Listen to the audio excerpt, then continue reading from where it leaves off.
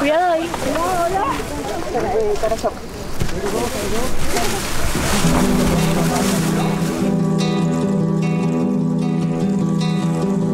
Porque el alambre a cruzar está allá nomás, ¿eh? Así que no tienen que avanzar mucho ustedes.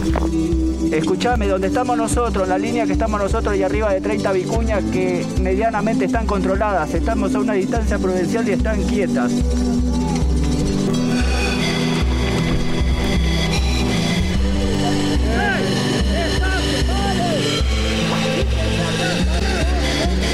Las vicuñas corren a 50 kilómetros por hora, saltan 2 metros de altura, están asustadísimas. Los animales no saben que nosotros solo les vamos a sacar la fibra y después lo vamos a liberar. Los animales reaccionan, son silvestres, son salvajes y reaccionan frente a los investigadores como si fuéramos predadores.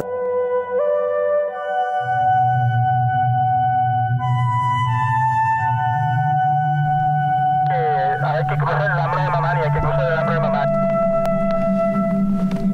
Tenemos que unir líneas acá atrás, unir líneas y empezar a arrear, me parece, Jorge. Gracias.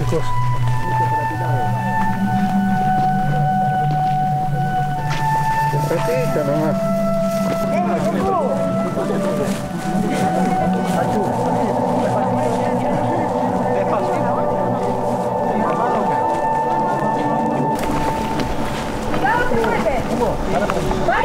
Despacito. Despacio,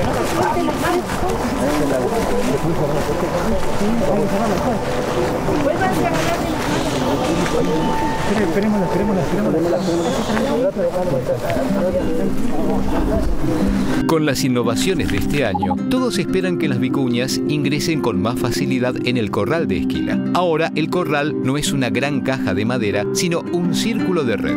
Así, las vicuñas van a ofrecer menos resistencia, ya que pueden seguir viendo el entorno.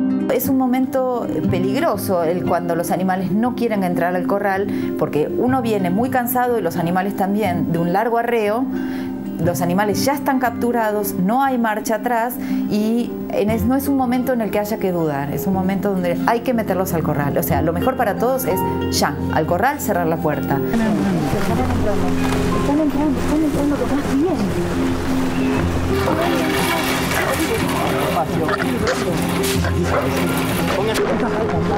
Afuera.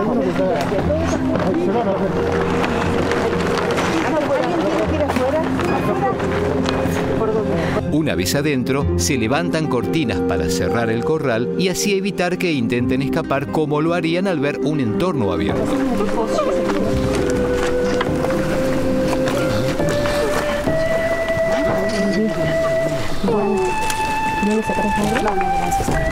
En este momento la vicuña tiene una capucha que se le pone porque bueno, es muy visual el animal, entonces se tranquiliza mucho si le ponemos esa capucha mientras estamos manipulándola. Se la va a esquilar, pero se la va a esquilar de manera parcial. Esto es, esquilar solo la fibra del lomo y de las grupas y mantener la fibra del cuello, del pecho, de las extremidades, porque esto es muy importante para la supervivencia posterior de la especie en el campo, sobre todo por problemas de termorregulación que puede tener después de liberada, ¿no?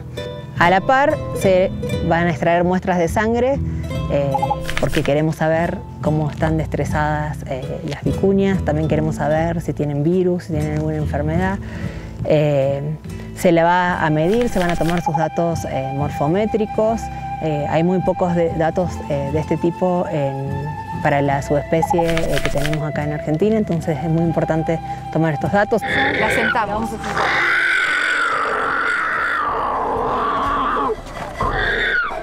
La vamos a liberar así. Le saco el... A ver. Nadie adelante. ¿Sacamos? Liberada. Vamos, chiquita. Déjenla.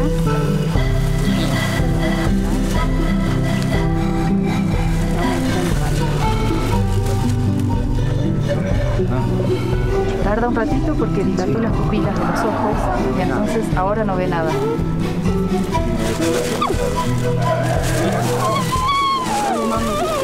Vamos, mamá. Qué susto, ¿no? Dale, vamos.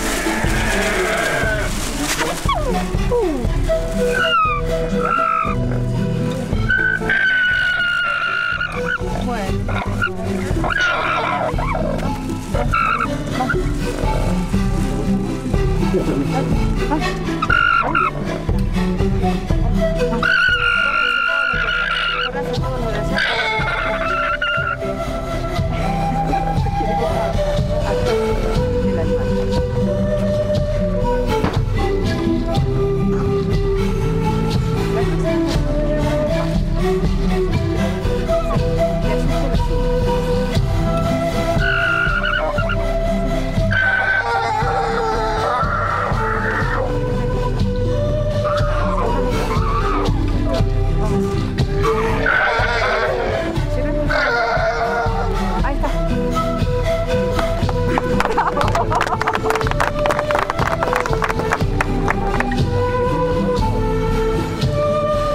Cuando se termina de tomar los datos científicos y de esquilar, a las hembras se las vuelve al corral de preliberación junto con sus crías para liberar a la diada madre-cría juntas y no separar los grupos.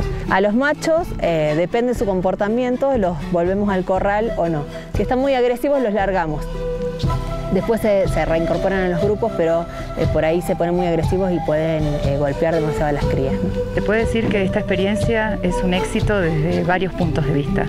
Una es cómo se armó un grupo de gente que viene desde distintas instituciones, inclusive de distintas culturas, y tuvimos un objetivo común y lo cumplimos. Tenemos 100 vicuñas capturadas y aparte cumplimos principalmente la cuestión del grupo científico que tiene que ver con el bienestar animal. No tenemos ningún animal que haya sufrido ningún accidente y tampoco ninguna persona lastimada, o sea que en ese sentido es un éxito rotundo.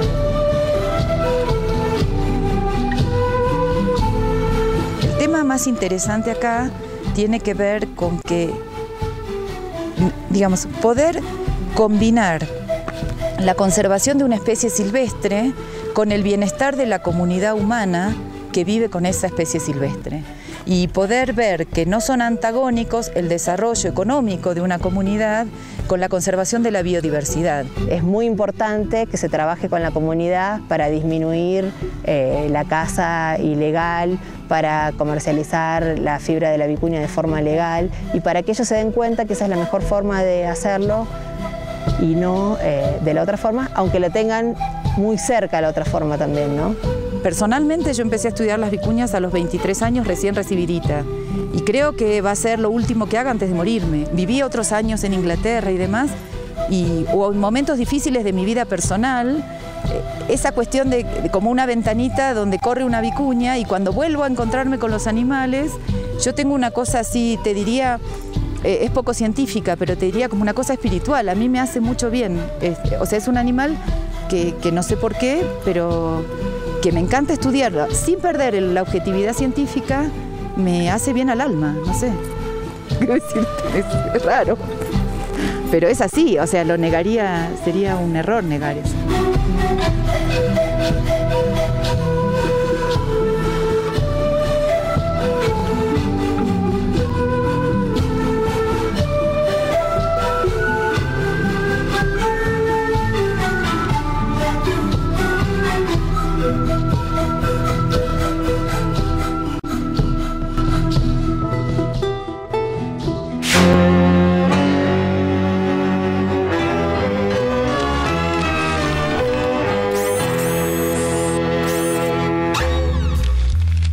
Juan Eduardo San Román es médico, jefe de terapia intensiva de adultos del Hospital Italiano de Buenos Aires, especialista en terapia intensiva y en rescate y transporte aeromédico. Realizó además posgrados en medicina interna y cardiología. Eduardo, debe haber pocas cosas donde se ofrece más sensibilidad al ser humano, como es el momento de asistir, el momento en que una persona está por morir. o las enfermedades terminales ya en donde no hay efectivamente más esperanza. Tu lugar, en este momento en el hospital italiano, en lugar de que lo describa yo, lo tendrías que describir vos. Vos debes convivir, coexistir todos los días con, entre comillas, con la muerte. ¿Y eso cómo se trata? Y eso, digamos, primero la muerte forma parte de la vida. En realidad, la gran novedad de este siglo XX es que, poniéndonos a pensar, decimos, yo no elegí dónde vivir, pero sí puedo elegir dónde, cómo, etcétera, etcétera, morir, como si fuera parte de un mismo ciclo. Si uno acepta que la muerte es un hecho natural y si uno no entra en la corriente esta del todopoderoso de que la muerte hay que combatirla como si fuera un mal, que es una cosa que está muy puesta todos los días, y uno entiende que el progreso de que vamos a vivir más años también tiene un límite. Vos sabés que el límite genético de la supervivencia en condiciones súper ideales no pasa a los 120 años, porque uno está programado desde que nace para morir genéticamente. Eso se llama apoptosis, etcétera, etcétera. Entonces, si uno comprende para uno mismo como médico que la muerte es un proceso natural y eso forma parte de tu formación académica y de tu formación humana, entonces comprenderás que ahí es cuando uno debe colocar definitivamente ese conocimiento y ese deseo asistiendo a la gente en una parte muy importante de su vida, que es el momento de morir. Y vos sabés que el que muere, sobre todo en terapia intensiva, no es una persona que esté bárbaramente sufriendo. Quizás ya sufrió antes sabiendo de que tenía una enfermedad grave, porque estaba bajo analgésicos, sedantes, viene de un posoperatorio, uno busca el confort. El tema fundamental es la familia también. No es que uno se olvide de esa persona en sí, sino los afectos. Y en realidad gran parte del trabajo cotidiano que hago yo hoy dirigiendo una unidad es asistiendo el tiempo que haga falta a la gente que está en situación de riesgo de muerte o que se está muriendo, porque también el riesgo de muerte es parte de lo mismo, por ahí el paciente no fallece.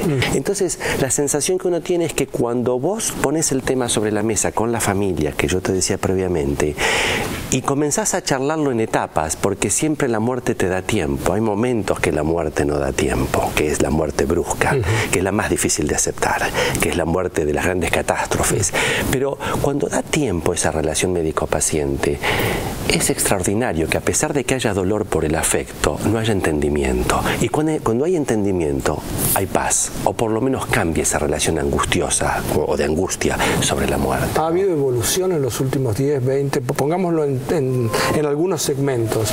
¿Ha habido una evolución de parte nuestra en función, como pacientes? Bueno, yo no soy paciente tuyo, pero quiero decir, ¿ha habido alguna evolución en los últimos años respecto de este tema?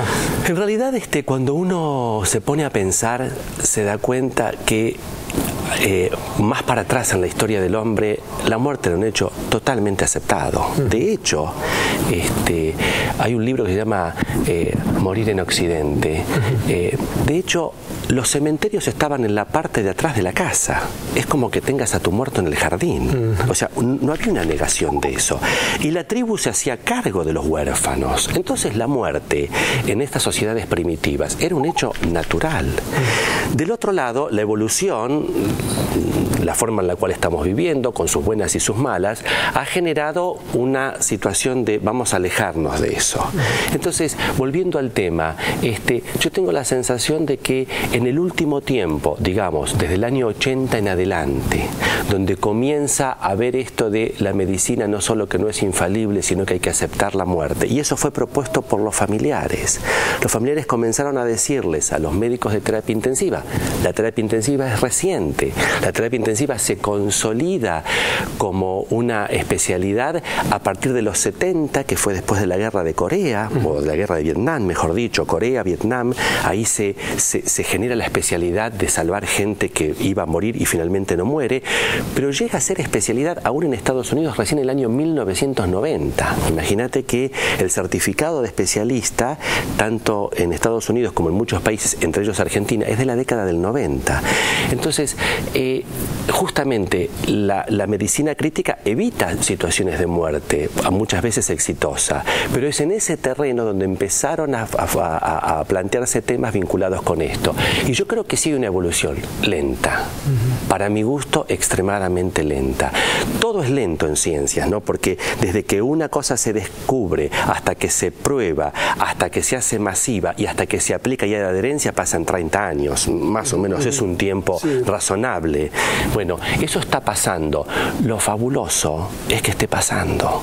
Lo realmente importante es que, y algo está pasando porque la gente se siente distinta, se sienta distinta delante tuyo. Y cada vez más esto de, mire doctor, yo no quisiera que mi papá siga sufriendo. Cada vez se charla de otra forma, no solo que siga sufriendo. Doctor, por favor, hablemos de la muerte, ¿no? Cosa que antes, cuando yo empecé a hacer la especialidad en los 80, era una palabra casi tabú, prohibida. Todavía falta mucho, Adrián, porque lo que falta es esto de poner sobre la mesa de que no somos eternos y el ser humano se cree profundamente eterno. Vamos a hacer una pausa aquí en esta charla con el doctor Eduardo San Román. Eduardo es el jefe de terapia intensiva de adultos en el Hospital Italiano y es además especialista en rescate y transporte aeromédico. Y estamos hablando de un tema muy particular. Yo quería que Eduardo viniera al programa justamente por eso, para poder recorrer caminos en donde la ciencia también interviene algunas veces para ayudarnos a terminar con nuestra propia vida, como formando parte de nuestra propia vida, que es la muerte. Ahora seguimos.